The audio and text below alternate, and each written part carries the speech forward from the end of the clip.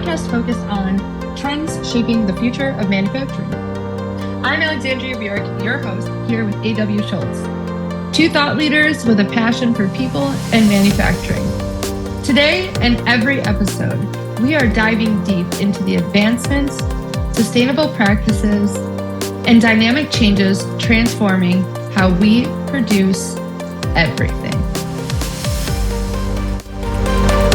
And now welcome Alexandria Burek and A.W. Schultz. Well, welcome to another episode of Factor the Future. I'm here with Alexandria as always. And today's episode, we are going to be uncovering, like we have in the past, is uncovering the past of manufacturing all the way up to 2050. And we are at 2020 this year. So current events.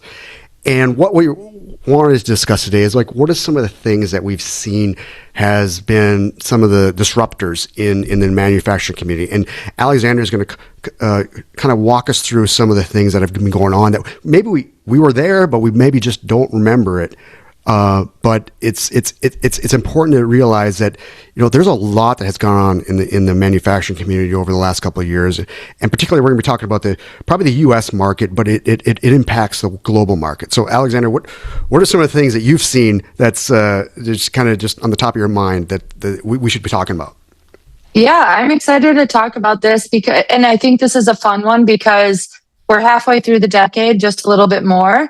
And so this is our first decade where we can talk about what's fresh in our minds, or maybe we kind of forgot about already since short-term memory loss or whatever, but also start making some predictions for what we expect to see throughout the second half of this decade. So I'm excited about that. Kicking off the 2020s was obviously COVID. COVID had immense effect on the manufacturing in the US specifically, as well as around the world. Not only did factories shut down, which really kind of opened up this whole supply chain can of worms, but then we had all these other downstream issues with the supply chain that really kind of kicked off this whole reshoring exercise and acceleration of reshoring. So for those of you who don't know, we've had a couple of guests on who have talked a little bit about reshoring. Rosemary, one of them, in very early episodes, one of our first guests. But what we learned in our research, as well as in the discussions with her, is that roughly 360,000 jobs are reshored in about and around the early 2020s. So that really peaked in 2022. And that was a 53% increase compared to the prior years. So really massive reshoring efforts after this exposed supply chain risks that were illuminated by COVID. So that was really the story of the first 3 years of the 2020s. There were a few other things going on where, you know, there were efforts to combat inflation. Everybody was dealing with that. There's different construction investments and things like that. And then also there was the $52 billion investment in chip manufacturing.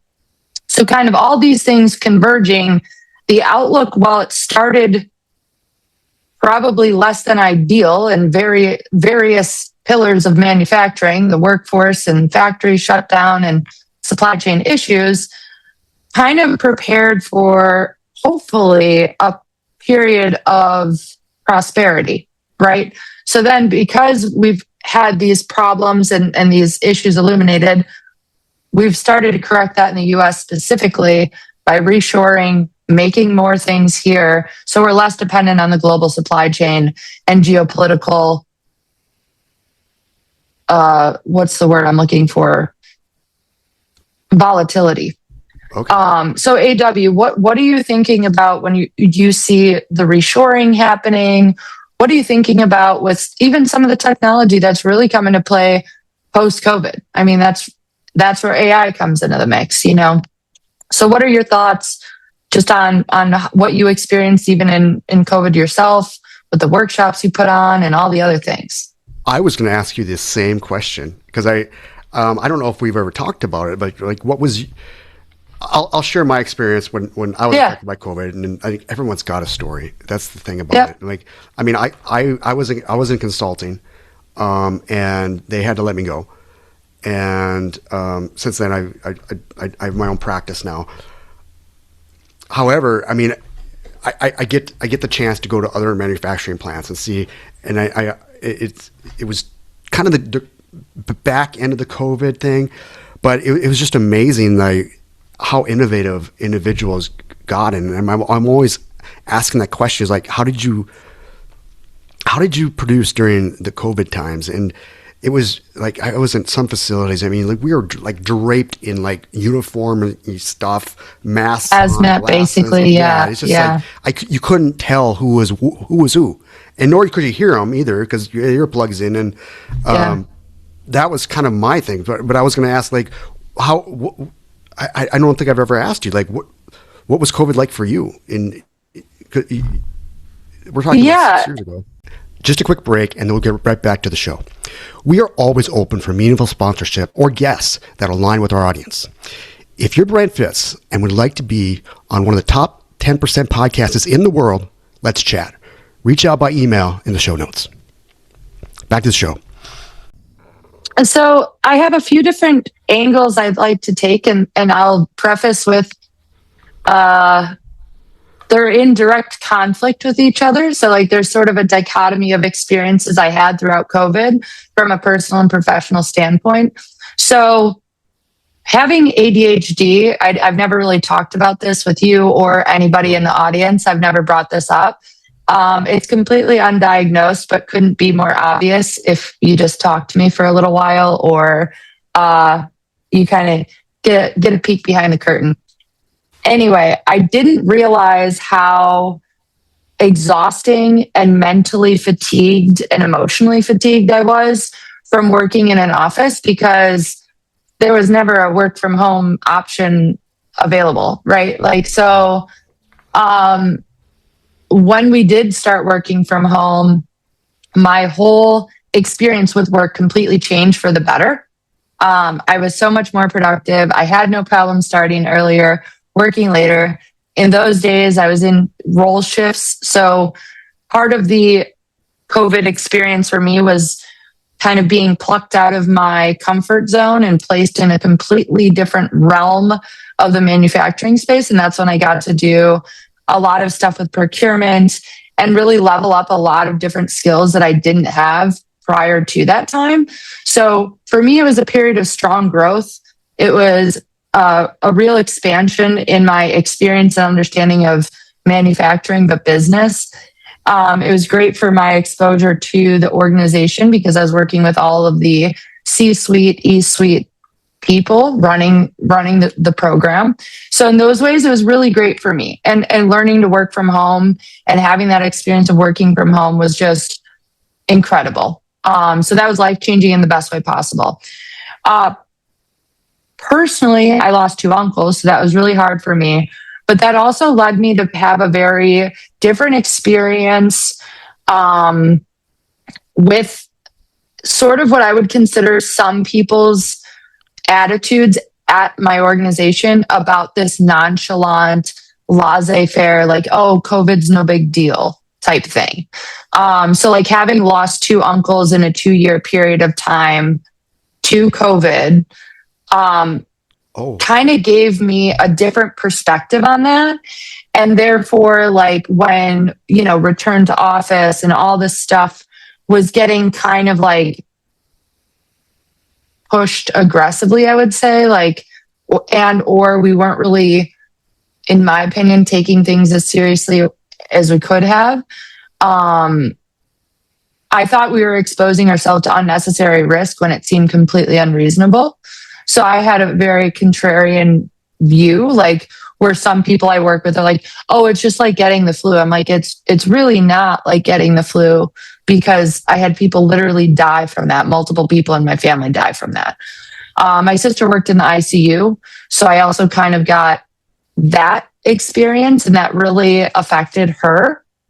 But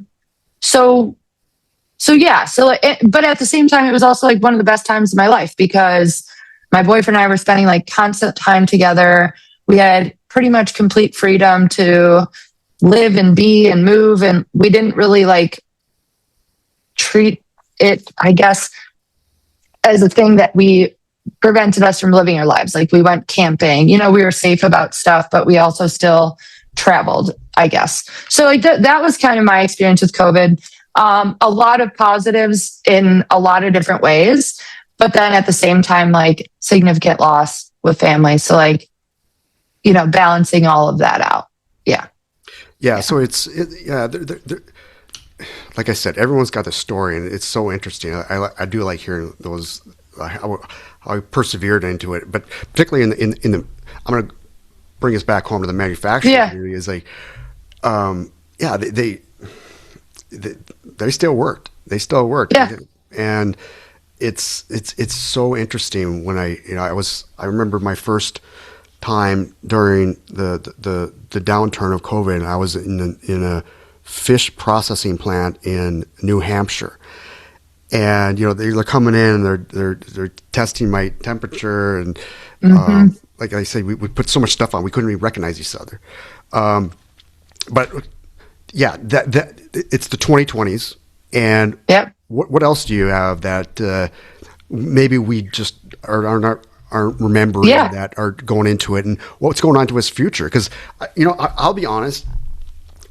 You and I, we talk a lot about AI, and sometimes we get tired of talking about it, but we use it constantly, and it is, I can't talk about it. It's such a game changer, and particularly we're going to have a guest on in a couple months, AI expert, and he's not going to be talking about Gen AI, but he's just going to be talking about how AI is transforming the manufacturing community. So what else have we seen over the last couple of years?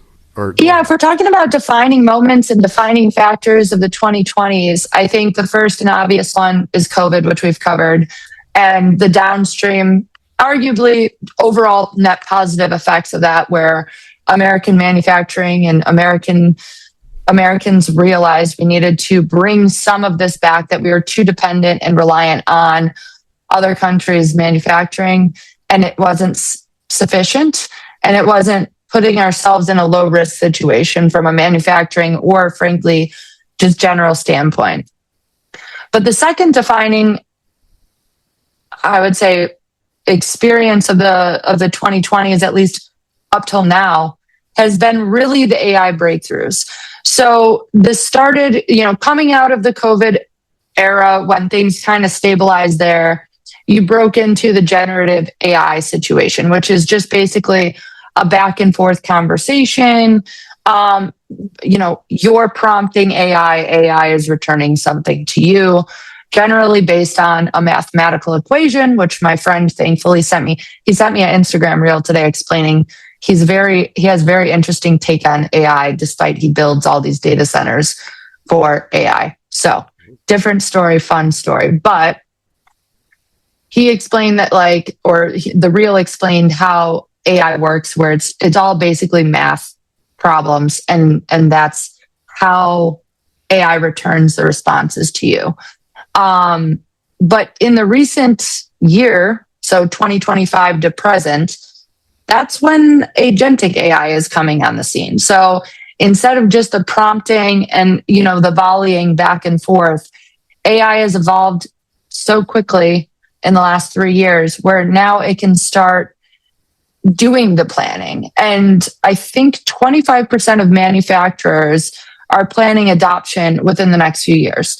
So not only have we, been defined by COVID, took a real look at our supply chain,